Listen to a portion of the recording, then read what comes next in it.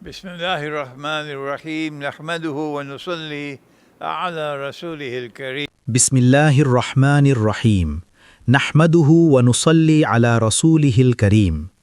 আমরা আল্লাহর বরকতময় নাম নিয়ে শুরু করছি। আমরা তার প্রশংসা করি এবং তার মহিমা বর্ণনা করি, ঠিক যেভাবে তার প্রশংসা ও মহিমা বর্ণনা করা উচিত। এবং আমরা শান্তি ও রহমতের জন্য দোয়া করি তার সকল সম্মানিত রাসূলগণের প্রতি, যার মধ্যে অন্তর্ভুক্ত আছেন সর্বশেষ নবী, ধন্য নবী মুহাম্মদ সাল্লাল্লাহু আলাইহি ওয়াসাল্লাম। আমরা আপনাদের ত্রিনিদাদের সান ফার্নান্দো শহরের মসজিদ আল জামিয়া থেকে স্বাগত জানাচ্ছি। এই মসজিদের হলটি হাজি শফিক উর রহমান রহিমাহুল্লাহ এর নামে নামকরণ করা হয়েছে। যদিও এখনও রমজানের প্রথম দিন আসেনি, তবে আমরা আশা করছি যে রমজান শুরু হবার আগেই এই ভিডিওটি আমার ইউটিউব চ্যানেলে আসবে, যাতে এটি আপনাদের রমজানের প্রথম দিনের জন্য প্রস্তুত করতে পারে। আল্লাহ কুরআনে বলেছেন, আমার মনে হয় এটি সূরা আল ইসরাতে আছে, ওয়ায়াস আলুনাকা আউযু বিল্লাহি মিনাশ শাইতানির রাজিম ওয়ায়াসআলুনাকা আনিল আহিল্লা কুল হিয়া মাওয়াকিতু লিন-নাসি ওয়াল হজ। এবং তারা তোমাকে প্রশ্ন করে, হে মুহাম্মদ আলাইহিস সালাম, তারা তোমাকে হিলাল সম্পর্কে জিজ্ঞেস করে। হিলালের বহুবচন হল আহিল্লা। তাদের বলে দাও যে আমি হিলাল বা নতুন চাঁদকে নির্ধারণ করেছি সময় পরিমাপের জন্য এবং হজ কখন অনুষ্ঠিত হবে তা নির্ধারণের জন্য। হিলাল কি? হিলাল হলো একফালি চাঁদ, ক্রেসেন্ট মুন। হিলাল হলো নতুন চাঁদ, এবং যখন এই একফালি চাঁদ দেখা যায়, আল্লাহর কাছে সেটাই একটি মাসের শুরু। কিন্তু যারা আল্লাহকে বিশ্বাস করে না, ধর্মনিরপেক্ষ মানুষ, তাদের মাস নতুন চাঁদ দিয়ে শুরু হয় না। তাদের মাস সৌর বছর থেকে বিশ্রীভাবে কেটে নেওয়া একটি সময়কাল। তারা বছরে 12 মাসই রাখে, কিন্তু মাসগুলোকে নিজেদের মতো করে ভাগ করে নেয়, কখনো 31 দিন, কখনো 30, কখনো 29, আবার কখনো 28 দিন। এটাই হলো স্রষ্টাহীন বা আল্লাহ বিমুখ জগৎ। কিন্তু যে জগৎ একজন রব বা প্রভুকে স্বীকার করে এবং তিনি যা সৃষ্টি করেছেন তাকে মানে, আমাদের জন্য মাস হল চান্দ্রমাস। এটি সাধারণত 30 দিনের হয়, কিন্তু যদি 29তম দিনের শেষে চাঁদ দেখা যায়, তবে মাসটি 29 দিনের হয়। আর যদি 29তম দিনের শেষে চাঁদ দেখা না যায়, তবে মাসটিতে আরও একটি দিন যোগ হবে এবং তারপর শেষ হবে। একে বলা হয় পবিত্র সময়, আর অন্যটিকে বলা হয় ভুয়া বা কৃত্রিম সময়। তাই রমজান আমাদেরকে আবার সেই পবিত্র সময়ের দিকে ফিরিয়ে ডাকে। যখন শাবান মাসের 29তম দিন শেষ হয়, আমরা এই দোয়া করি, আল্লাহুম্মা বারিক লানা ফি রজবিন ওয়া শাবান ওয়া বাল্লিগনা রমাদান। হে আল্লাহ, দয়া করে আমাদের রজব মাসে বরকত দান করুন, যা শেষ হয়ে গেছে, এবং আমাদের শাবান মাসে বরকত দিন, যা শীঘ্রই শেষ হতে চলেছে। ওয়া বাল্লিগনা রমাদান, এবং আমাদের হায়াত দিন, যেন আমরা বরকতময় রমজান পেতে পারি। আমরা কেন বরকতময় রমজান বলি, সে বিষয়ে আমরা পরে আলোচনা করব। তাই যখন শাবান মাসের 29 তারিখ আসবে, যদি আপনি যুবক হন, যদি আপনি বৃদ্ধ বা অক্ষম না হন, তবে কোনো উঁচু স্থানে যান। শিশুদের সাথে নিন, বাড়ির নারীদের সাথে নিন, একা যাবেন না। পুরো পরিবারকে নিয়ে যান এবং সূর্য ডোবার পর তাদের চাঁদ খুঁজতে দিন। সূর্য পশ্চিমে অস্ত যায়। কেয়ামতের আলামত হিসেবে সূর্য পশ্চিম দিক থেকে উদিত হবে, এটা আল্লাহর হুকুম। কিন্তু যখন আপনি এমন কোনো হাদিস পান যেখানে বলা হয়েছে সূর্য পশ্চিম থেকে উঠবে, আপনি জানেন যে এর ব্যাখ্যা বা তাফসির প্রয়োজন। এটি আক্ষরিক অর্থে নাও হতে পারে, কারণ কোরআন আমাদের বলে যে সূর্য পূর্ব দিকে উদিত হয় এবং পশ্চিমে অস্ত যায়। তাই আমরা আকাশের দিকে তাকাই, দিগন্তের দিকে, ঠিক যখন সূর্য ডুবে যায়, আলো পুরোপুরি চলে যাওয়ার আগে অল্প সময়ের জন্য। এবং তারপর যদি আমরা চাঁদ দেখি, তখন আমরা বুঝি যে মাসটি শেষ হয়েছে। এবং এটি শিশুদের জন্য, বিশেষ করে ছোটদের জন্য, একটি রোমাঞ্চকর অভিজ্ঞতা। তারা এই স্মৃতিগুলো তাদের জীবনে বয়ে বেড়াবে। আর এখন যখন শাবানের 29 তারিখ আসবে, আপনি যদি যুবক না হন, বয়স্ক হন বা অক্ষম হন, তবে হয়তো নিজের বাড়িতেই এমন কোনো উঁচু জায়গা খুঁজুন যেখান থেকে আকাশ পরিষ্কার দেখা যায়, এবং রমজানের চাঁদ তালাশ করুন। যদি চাঁদ দেখা যায়, অথবা পরবর্তীতে যদি খবর পান যে চাঁদ দেখা গেছে, তবে রমজান মাস শুরু হবে। আমাদের কারো কারো জন্য এটিই হয়তো শেষ রমজান। আমরা হয়তো আরেকটি রমজান দেখার জন্য বেঁচে থাকব না, কিন্তু অন্যদের জন্য জীবনে হয়তো আরও অনেক রমজান আসবে ইনশাআল্লাহ। রমজান কেন এত বিশেষ? রমজান বিশেষ কারণ এই মাসেই আল্লাহ রমজানের রোজাকে ফরজ বা নির্ধারণ করেছেন, যে আমাদের প্রতিদিন শুভে সাদিক থেকে সূর্যাস্ত পর্যন্ত রোজা রাখতে হবে। এই মাসে পরবর্তী লেকচারগুলোতে আমরা এই বিষয়ে আবার আলোচনা করব। এবং রমজানের এই রোজা বিশেষ করে যখন আমরা পরিবার হিসেবে ইফতার করি, পরিবার নিয়ে একসাথে বসি, এভাবেই আমরা রোজা ভাঙি বা ইফতার করি, মা বাবা এবং সন্তানদের সাথে নিয়ে। আমাদের এভাবেই ইফতার করা উচিত। আমাকে আবার বলতে দিন, আপনারা অবশ্যই পরিবার হিসেবে ইফতার করবেন, মা বাবা এবং সন্তানদের সাথে, দাদা দাদি, নাতি নাতনি সবাই একসাথে বসে। সবচেয়ে ভালো হয় যদি মেঝেতে বসে ইফতার করেন এবং খাবার খান। এটাই সেই সময় যখন পথভ্রষ্ট হয়ে যাওয়া মেষগুলোকে আমাদের আবার পালের মধ্যে ফিরিয়ে আনতে হবে। রমজান সেটাই করে। তাই রমজান মাস মুসলিম সম্প্রদায়ের জন্য এক বিশাল রহমত, কারণ এটি সমাজকে শক্তিশালী করে, এটি আমাদের দিনের দিকে ফিরিয়ে আনে, এটি আল্লাহর সাথে আমাদের সম্পর্ককে পুনঃস্থাপন করে। কিন্তু আল্লাহ রমজানের রোজা ফরজ করার অনেক আগেই তিনি রমজান মাসকে সম্মানিত করেছিলেন। তিনি রমজানকে সেই মাস হিসেবে সম্মানিত করেছেন যে মাসে তিনি সম্পূর্ণ কোরআন নাজিল করেছেন।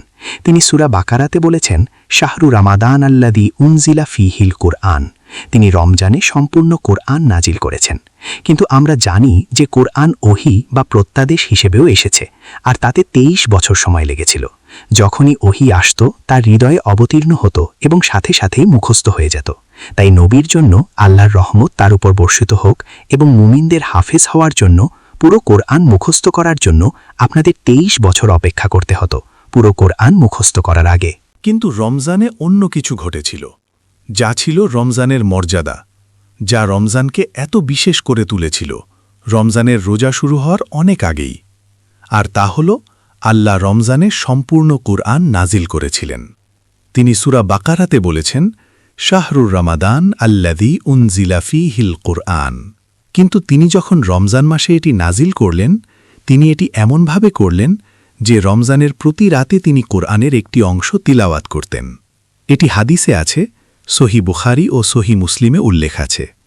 নবীজি সাল্লাল্লাহু আলাইহি ওয়াসাল্লাম বলেছেন যে রমজানের প্রতি রাতে আল্লাহ আমাকে কোরআন পাঠ করে শোনাতেন। আমি আবারও বলছি কথাটা, রমজানের প্রতি রাতে আল্লাহ আমাকে কোরআন শোনাতেন। কিন্তু তিনি এক্ষেত্রে ফেরেশতা জিবরাইল আলাইহিসসালামকে মাধ্যম হিসেবে ব্যবহার করেছেন। আর যেহেতু তিনি পুরো কোরআন, সম্পূর্ণ কোরআন রমজান মাসে পাঠ করেছেন, এ কারণেই রমজান এত বরকতময়, রমজান এত সম্মানিত। আর আমরা রমজান মাসকে ভালোবাসি কারণ এটি হল কোরআনের মাস। আর তাই এই কোরআন নিজে সম্পর্কে বলে, ইন্নাহু লাযিকরুন লাকা।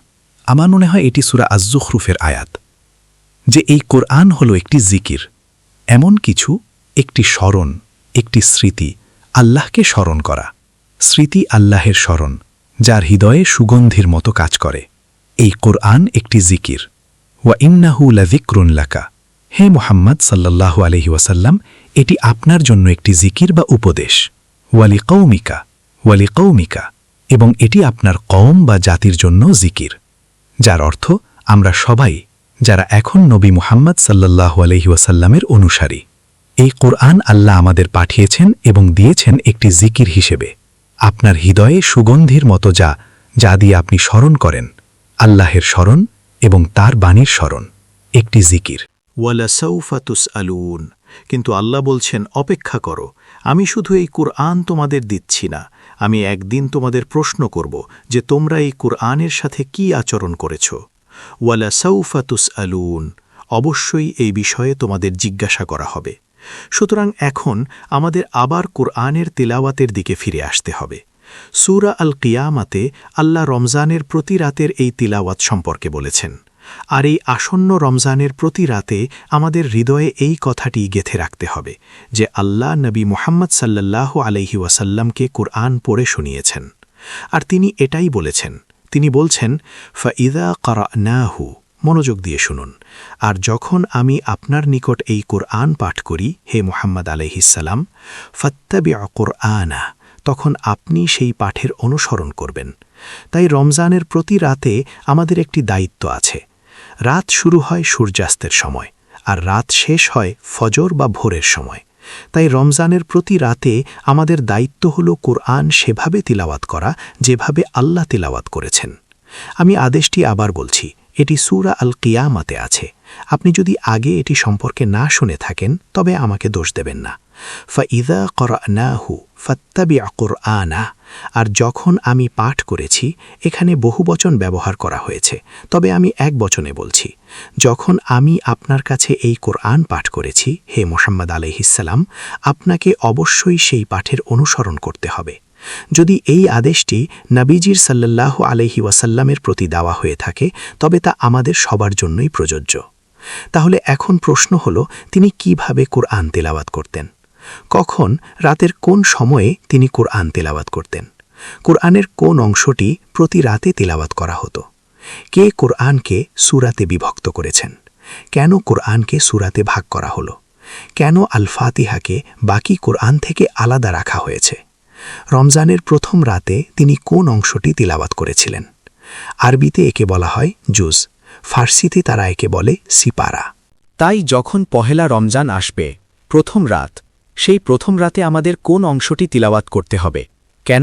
কেন আল ফাতেহার পর কোরআন শুরু হয় সবচেয়ে বড় সূরা দিয়ে? সেটি হল আল বাকারা। এটি কোনো দুর্ঘটনা হতে পারে না। আর কেন কোরআন 6টি দীর্ঘ সূরা দিয়ে শুরু হয়? রমজানের আগামী দিনগুলোতে আমাদের অনেক প্রশ্নের উত্তর খুঁজতে হবে। আমরা দোয়া করি আল্লাহ যেন আপনাদের সবাইকে বরকত দান করেন, যারা এই রমজানে সেই কাজটি করবেন যা আল্লাহ করেছিলেন, আর তা হল রমজান মাসে শুরু থেকে শেষ পর্যন্ত পুরো কোরআন তিলাবাত করা, খতম দেওয়া। আমি এখন আপনাদের কাছে শুধু এটাই চাইছি, আপনি যদি আপনার জীবনে এটি আগে কখনো না করে থাকেন তবে দয়া করে আজ এইবারে চেষ্টা করুন। যদি আপনি রমজানে পুরো কোরআন শেষ করতে না পারেন কারণ আপনি তিলাবাত করছেন না বা আপনি এতে অভ্যস্ত নন, তবে কিছু মনে করবেন না। ঈদের পরেও তিলাওয়াত চালিয়ে যান যতক্ষণ না আপনি এটি শেষ করেন। কিন্তু যখন আপনি শেষ করবেন আবার শুরু করুন, আর যখন শেষ করবেন আবার শুরু করুন, এবং এভাবে চালিয়ে যান যতক্ষণ না আল্লাহ আপনাকে এই দুনিয়া থেকে ডাক দেন। আল্লাহ এই বরকতময় রমজান মাসে আমাদের কোরআন তিলাওয়াত কবুল করুন। আমাদের কোরআন তিলাওয়াত যেন আমাদের চোখে পানি নিয়ে আসে, যখন আমাদের হৃদয়ে এই স্মরণ থাকবে যে আমরা সেই কাজটিই করছি যা আল্লাহ রমজানের প্রতি রাতে করতেন। ধন্যবাদ। ওয়া আলাইকুমুস সালাম ওয়া রাহমাতুল্লাহি ওয়া বারাকাতুহু।